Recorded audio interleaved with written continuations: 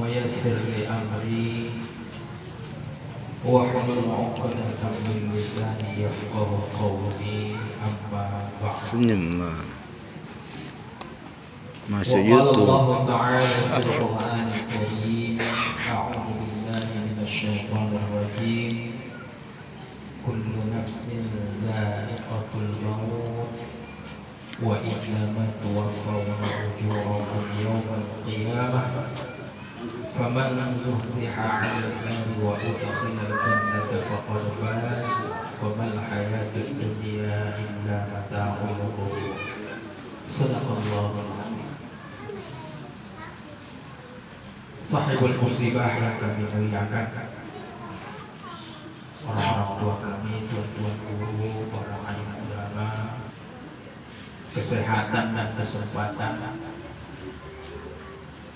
amat sangat pantaslah kita mengucapkan alhamdulillah sebagai wujud terima kasih kita, syukur kita kepada Allah yang masih memberikan kesempatan kepada kita untuk hidup di muka bumi Allah ini, untuk menghirup udaranya, menikmati berbagai nikmatnya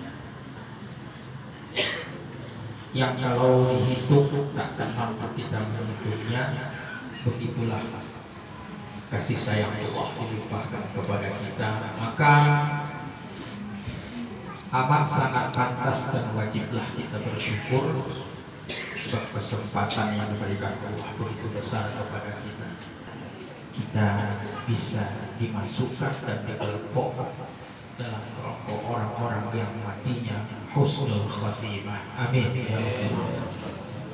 Salawat dan salam kehadiran junjungan kita Nabi Muhammad sallallahu alaihi wasallam beserta seluruh keluarga dan sahabatnya, dengan mengucapkan Allahumma shalli ala sayyidina Muhammad wa ala alihi wa sahbihi ajma'in. Semoga kiranya kita bisa menjadikan diri kita semua yang kami muliakan, bapak-bapak, ibu-ibu, orang tua kami, para alim ulama, seluruh jamaah takziah yang kami hormati, rasa duka yang dalam bagi ahli bait, terutama kedua orang tuanya dari almarhum Muhammad Ismail Ridwan Hasibuan yang beberapa hari lalu telah kita antarkan ke pusaranya. Sungguhlah teramat dalam, sehingga Bapak kita Haji Anwar Effendi Hasibuan merasa seolah-olah tak percaya hal ini terjadi. Digambarkan Allah di dalam surah Luqman ayat 34. Apa kata? Wa ma tadri nafsum ma taksibu ghadan. Kita tidak akan tahu apa yang bakal terjadi nanti kepada kita.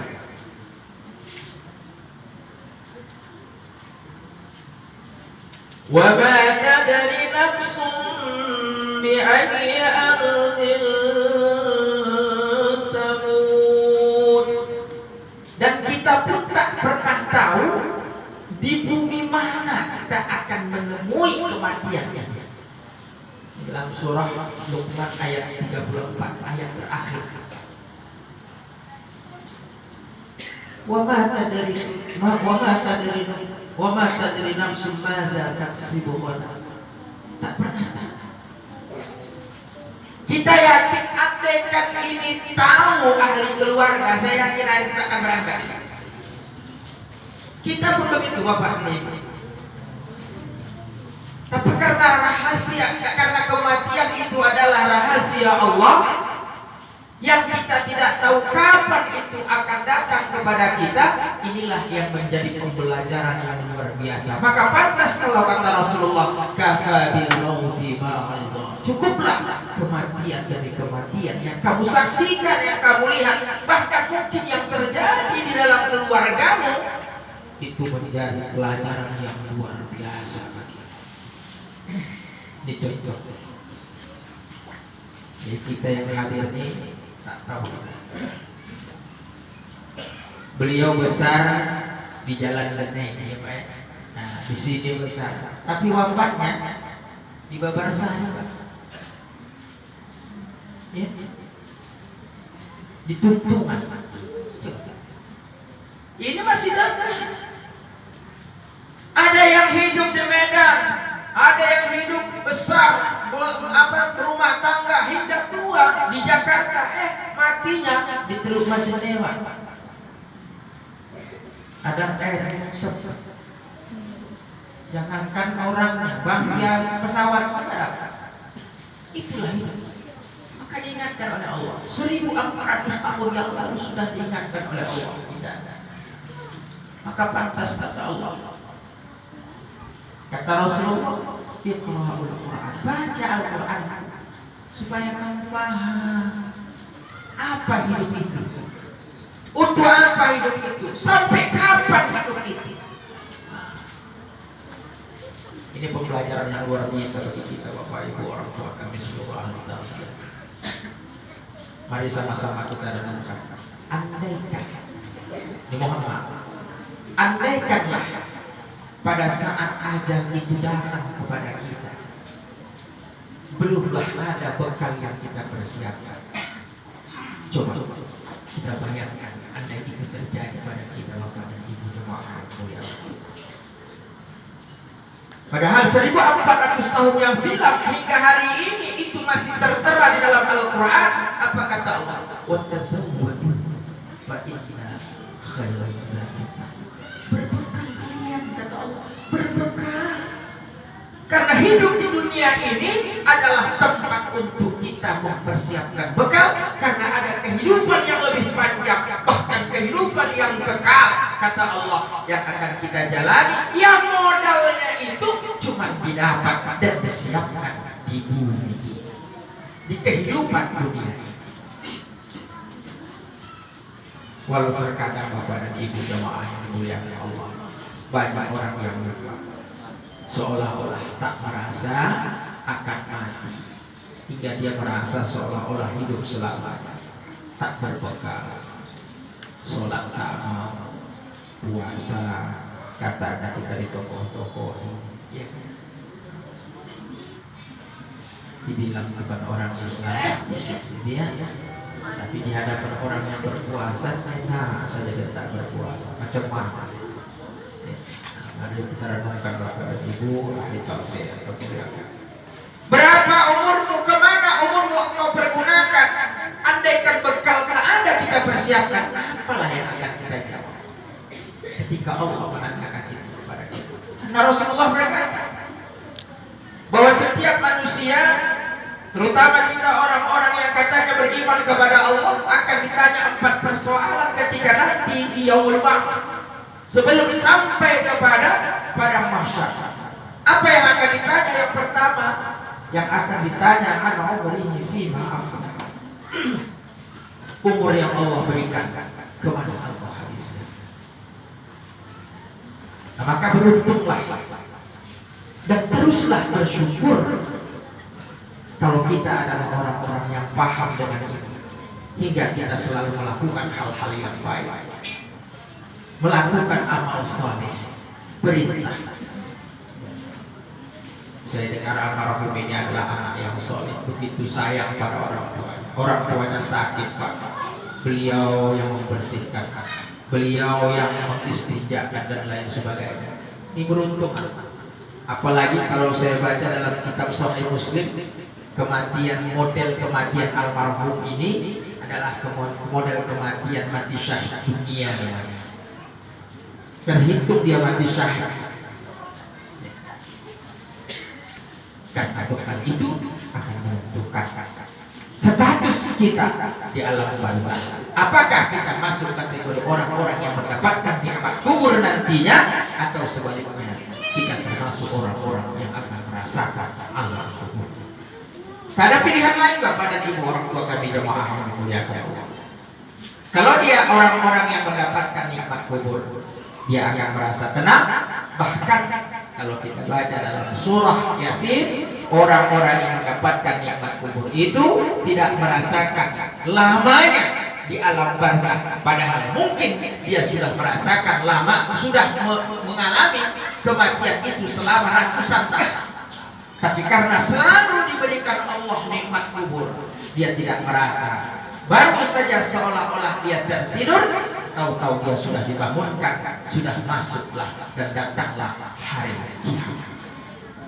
Inilah yang disebutkan Allah dalam surah Yasin ayat 56. Qalu ya wailana man ba'athana min maqadina hadza ma wa'ada ar-rahman wa sadaqal mursalun. Makanya di sana tuh ada saktah Bapak dan Ibu. Ayat 56 ada saktah. Arti saktah itu memberhentikan bacaan sejenak tanpa menarik nafas. Kalau membacanya, mohon maaf saya tak mengajarinya berduri, bukan mengajari inti berenang, supaya ketika baca ayat ke-56 surah Yasin ini jangan salah kita membacanya menurut ilmu tajwid. Ya. Kaidah qiraat Imam Hafaz. Qalu ya wailana man ba'athana min marqadina hada. Tak boleh narik nafas di sini. Umumnya, mohon maaf, umumnya berhenti juga memang, tapi narik nafas. Contoh, qalu ya wailana man ba'athana min marqadina hada. Narik nafas. Dalam kaidah ilmu tajwid qiraat Imam Hafaz yang kita pakai dan lazim kita pakai di seluruh Indonesia, bahkan di Arab Saudi, itu tak betul. Makanya dibuat di sana saktah. Arti saktah itu memberhentikan bacaan sejenak tanpa menarik nafas. Kenapa begitu? Karena ayat itu bercerita tentang situasi bagaimana orang yang sudah lama di alam barzakh dibangunkan karena datangnya hari kiamat. Ketika dia terbangun, dia melihat keadaan hari kiamat itu hingga dia tersentak untuk tidak bernafas karena terkejut. Ya wailana man ba'athana min marqadina hadza ma wa'ada ar-rahman wa sadaqal mursalun. Begitu ditengoknya, berbinar-binar matanya menceritakan bagaimana taat dan baiknya almarhum ini, tentulah itu akan membukakan pintu ridha Allah buat kita. Nah, bagi kita belum jelas. Kalau beliau sudah jelas kepada ibu, beliau sudah wafat, jelas wafatnya dalam keadaan wafat yang dihitung mati syahid menurut hadis Rasulullah dalam kitab Sahih Muslim. Yang kedua, jelas beliau adalah anak yang saleh. Kita yang masih hidup, tentukan status kita. Jelaskah kita menjadi orang-orang yang baik, atau sebaliknya kita masih abu-abu, belum dikatakan baik, bahkan mungkin lebih cenderung dikatakan orang yang tak baik. Maka tepuk dada, tanya iman. Mari kita bersiap. Sudahkah kita termasuk orang-orang yang mempersiapkan bekal untuk menghadapi kematian? Karena kematian itu pasti, sebagaimana pesan Allah, kullu nafsin dha'iqatul maut. Sesungguhnya kematian itu pasti akan dirasakan oleh orang-orang yang bernyawa, oleh setiap makhluk Allah yang diberi. Artinya, bapak, saya, sudah semua yang hadir masih hidup pasti. Kalau beberapa hari yang lalu almarhum ini yang dipanggil Allah, tidak tertutup kemungkinan nanti besok lusa, pekan depan, tahun depan, mungkin kita yang akan diantarkan ke lusa. Maka sebelum itu semua terjadi dan sebelum itu semua sampai kepada kita, mari sama-sama kita persiapkan. Semoga kiranya seluruh jerih payah, usaha, susah payah dan capeknya kita dalam mentaati, melakukan pekerjaan dan perintah Allah, insya Allah akan diberikan Allah dengan segala bentuk kebaikannya. Mudah-mudahan kita nanti wafat dalam kelompok orang-orang yang husnul khotimah. Sebagaimana doa kita, Allahumma khtim lana bi husnul khotimah. Ya Allah, wafatkanlah kami dalam kelompok orang-orang yang husnul khotimah. Insya Allah. Khusus kepada ahli meningkatkan keimanan dan ketakwaan seluruh keluarga kepada Allah Subhanahu wa taala, sebagaimana kata Allah, ma asaba min musibatin illa biiznillah. Ini yang harus kita pahami, bahwa tidak terjadi musibah kepada siapapun dan dimanapun, termasuk ini ya, termasuk semalam Pak di Cembahe ya, takkan terjadi itu Pak tanpa izin Allah. Wa may yu'min billahi yahdi qalbah. Kalau orang itu beriman, maka setiap musibah yang dia saksikan, yang mungkin terjadi, dilihatnya, bahkan mungkin menimpanya, itu akan menambah kekuatan iman kepadanya. Kenapa? Karena semua itu adalah kuasa Allah Subhanahu wa taala.